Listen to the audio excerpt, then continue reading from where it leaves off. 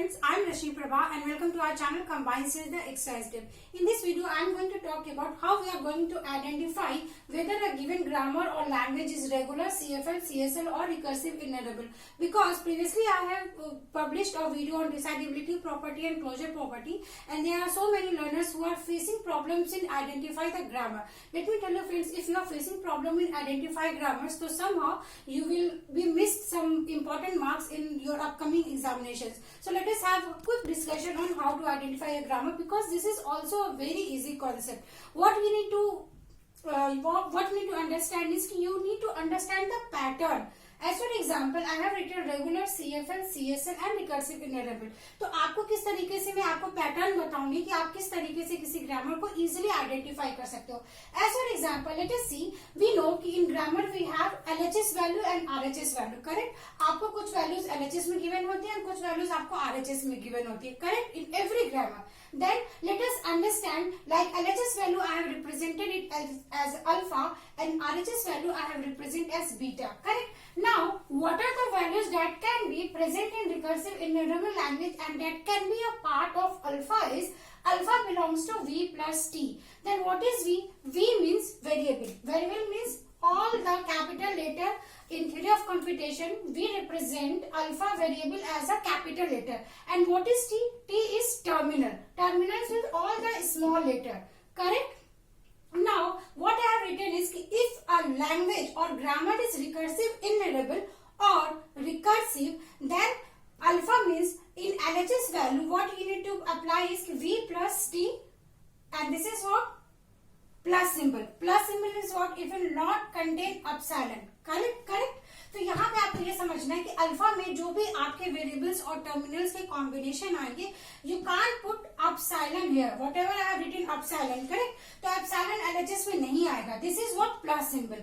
और what is beta? Beta means every combination of variable and terminal can comes in RHS value. तो इस तरीके से आपको ये समझना है कि suppose if I have given a grammar epsilon tends to A, and if I will ask you whether this language or grammar is recursive enumerable, then this is what? No, because rule ये बोलता है, let us suppose कि if अगर आपका input if you are this is what, इसका meaning क्या निकलेगा कि in a machine you are providing input epsilon. अब ऑब्वियस सी बात है, आपको कुछ काम करना है और मशीन में आप इनपुट ही नहीं दोगे, then how you are going to find the output. Correct. तो ये एक छोटा सा ट्रिक होता है इसको याद करने का कि रिकर्सिव इनुमरेबल में जो भी आपके लैंग्वेजेस गिवन होंगे, इसमें कोई भी रिस्ट्रिक्शन नहीं होता है.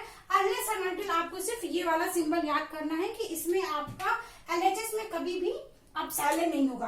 Now as we can know, हमने चॉम्स्की हायरार्की में ऑलरेडी ये पढ़ा है कि आपका जो रिकर्सिव इनुमरेबल है ये सबसे ऊपर का पार्ट है. Correct. This is the powerful language. अब अगर मैंने ये कंडीशन लगा दिया कि इन एलएचएस वैल्यू आपका एप्सिलॉन नहीं होगा, then just write in the comment section कि क्या आपके सीएसएल, सीएफएल और रेगुलर इसमें ये प्रॉपर्टी होल्ड करेगी. ऑब्वियस सी बात है, होल्ड करेगी. क्यों? इसको मैं दूसरा एग्जांपल से आपको बताती हूँ. अगर आपका डीबीएमएस स्ट्रॉन्ग है, फॉर एग्जांपल आपको ये मालूम है कि बीसीएनएफ सबसे लास्ट में होता है. करेक्ट. तो जो लैंग्वेज, अगर हमने ये फंक्शन डिपेंडेंसी आइडेंटिफाई कर लिया कि if a function dependency is BCNF, तो आपको उसको 3NF, 2NF और 1NF में चेक करने की जरूरत नहीं होती है. तो इस तरीके से आप एग्जाम में अपना टाइम सेव कर सकते हो. तो हमने ये देखा कि इन रिकर्सिव इनुमरेबल आपका जो भी एलएचएस की वैल्यू होगी उसमें आपका एटलीस्ट आइदर आपका एक टर्मिनल होना चाहिए या एक वेरिएबल होना चाहिए, और यहाँ पे आप कुछ भी डाल सकते हो. करेक्ट. आप यहाँ पे कुछ भी डाल सकते हो. तो this are the valid grammar for recursive enumerable. Now coming to the next, CSL. CSL में मैंने क्या लिखा है? Alpha beta, where alpha and beta belongs to V plus T, again plus symbol. अब प्लस सिंबल है, plus symbol का आपको फिर से यहाँ पे मीनिंग समझना होगा क्योंकि यहाँ पे एप्सिलॉन अलाउड नहीं होगा. किस तरीके से? Let us see. And this is the second rule that you need to learn here कि सीएसएल में whatever अल्फा की वैल्यू होगी उसकी जो लेंथ होगी, that length should be less than equals to beta length. As for example, see, मैंने यहाँ पे एक I have written one grammar here. A tends to epsilon. Then what is the length of this string? This length string is 1 and this length string is 0. Correct? We need to take like this one, 0. So this is the condition. So it means what? कि this language is the exception for CSL. CSL क्या बोलेगा कि if I am writing epsilon tends to A, again this is not allowed, because हमने यहाँ पे ही ये देखा है एप्सिलॉन आपका कभी भी एलएचएस साइड में होगा ही नहीं। तो what you need to learn is कि आपको सीएसएल में every language in CSL should be, आपको वहां पे लेंथ फैक्टर को आइडेंटिफाई करना। Let us say if I am take a example A and A, then is this CSL? No, because length of this string is 2 and the length of this string is 1. So this is the one method जो आपको याद करना है for CSL. Now coming to the next is CSL. What is CSL? So just see clearly what I have written here. I have written here A tends to beta. In this I have written alpha and this also I have written alpha. But in CFL I have written A. A means this is the constraint that lies in CFL. Any grammar which is present in the LHS, it must be a variable. Correct? You can't write like this one, A tends to A. This is not CFL. So this is the first condition for CFL. Now what I have written is, this is A. It will, every time there will be a variable in the CFL and this can be anything. Correct? This can be anything like this is the CFL. This is allowed in CFL because as we can know by the property CSL is here and CFL is here. Correct? If I am written it, इसका length यहाँ पे कम होगा तो इसमें इसका length ज्यादा हो सकता है, because as we all know if a grammar is here, correct, if I am writing any grammar is here, then वो इसका पार्ट हो भी सकता है और नहीं भी हो सकता है। तो आपको ये बहुत अच्छे से ये डायग्राम आपके दिमाग में होना चाहिए। Now moving to the next is regular, because multiple times जो आपके क्वेश्चंस पूछे जाते हैं वो रेगुलर पे ही आते हैं कि how to identify regular and CFL. तो रेगुलर के लिए what I have written is a tends to small terminal and variable, correct? Or either you can write only a terminal. So this is the two things जो already we have understand about CNF form.